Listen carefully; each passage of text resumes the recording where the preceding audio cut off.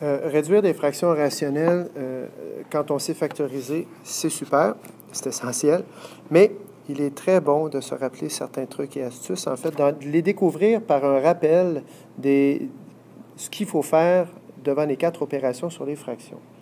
Ainsi, d'abord, premier rappel, lorsqu'on additionne ou qu'on soustrait des fractions, ça prend un dénominateur commun. Dans l'exemple ci-dessous, le dénominateur est x, puis le dénominateur de la seconde fraction, c'est xy. Or, si je veux mettre sous même dénominateur ces deux fractions, je vais faire fois y en haut et fois y en bas à la fraction de gauche, ce qui va me donner 2y sur xy plus 1 sur xy. Je poursuis.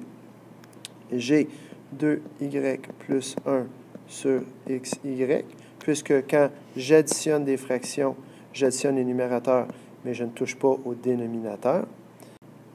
Et je peux donc considérer que ma réponse ici, c'est 2y plus 1 sur xy, et c'est ma réponse finale parce que ça ne se réduit pas. Alors, j'ai quand même réduit l'expression qui est là en ramenant ça à une expression qui est une simple division. Un deuxième exemple. Dans la fraction ici, mon dénominateur est x, j'ai une addition, et le dénominateur ici est x2 plus x. Alors, comment puis-je amener le dénominateur, comment puis-je trouver un dénominateur commun? La plupart du temps, il y a un dénominateur qui va être un multiple de l'autre dans ce qu'on va vous présenter pour que ça soit quand même pas trop difficile. Alors, qu'est-ce que je dois faire à x pour que ça devienne x2 plus x?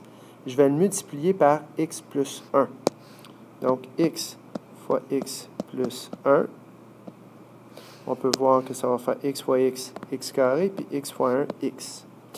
Mais si je le fais en bas, je le fais aussi en haut. Donc, 2 fois x plus 1 plus x2 moins 1 sur x au carré plus x. Je retrouve ici la deuxième fraction. Tout ce que j'ai fait, c'est réécrire. Maintenant, comme j'ai le même dénominateur, bien, je peux écrire que c'est sur x2 plus x. Et là, je fais ma distributivité. J'ai donc 2x, 2 fois 1 plus 2, plus x2 moins 1. Je poursuis. J'ai un terme en x2, donc x carré.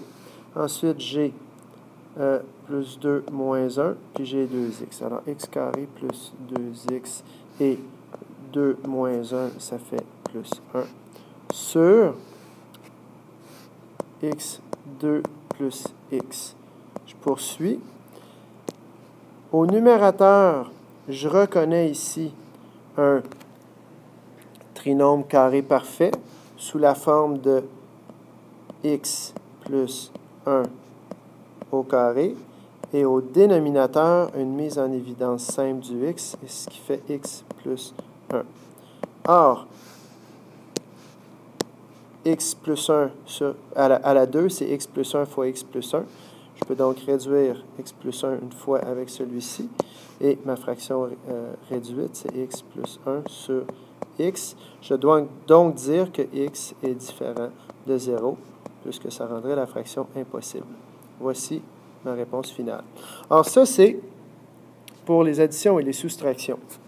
Voyons voir ce qui se passe quand on a des multiplications. Rappel, quand on multiplie des fractions, on multiplie les numérateurs ensemble et on multiplie les dénominateurs ensemble. Ça, c'est donc égal à x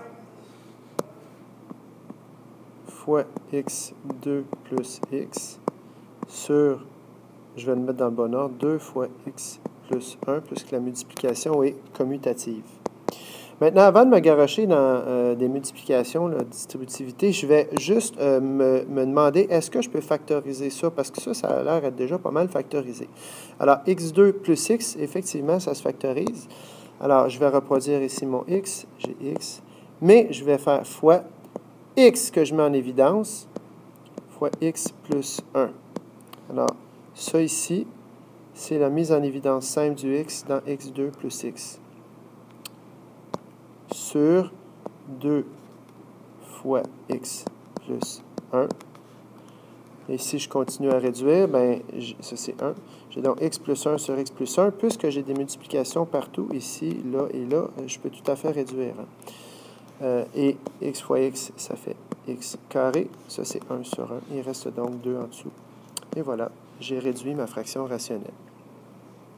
Il reste maintenant à voir ce qui se passe avec la division. La division, je vous rappelle que c'est la multiplication par l'inverse, n'est-ce pas? Alors, quand on sait multiplier, on sait aussi diviser les fractions. Ainsi donc, je vais transformer cette petite division par une multiplication. Alors, mon 2 sur x, qui est mon dividende, la division devient un fois, et j'inverse ma fraction, qui devient donc mon diviseur, 2x sur x plus 1. Je poursuis. C'est 2 fois 2x sur x fois x plus 1. Ce qui fait donc 4x sur x fois x plus 1. Or, x sur x, ça fait 1 sur 1. Il reste 4 fois 1, 4 sur x plus 1. Et dans ce cas-ci, si je ne veux pas que ma division soit impossible, donc que la fraction, je veux qu'elle existe, x doit être différent de moins 1, parce que moins 1 plus 1, ça ferait 0. Alors maintenant, souvenez-vous ces petites astuces et vous n'aurez pas trop de difficultés avec la réduction des fractions rationnelles, notamment dans les questions de l'examen du ministère à la fin de l'année. Bonne chance!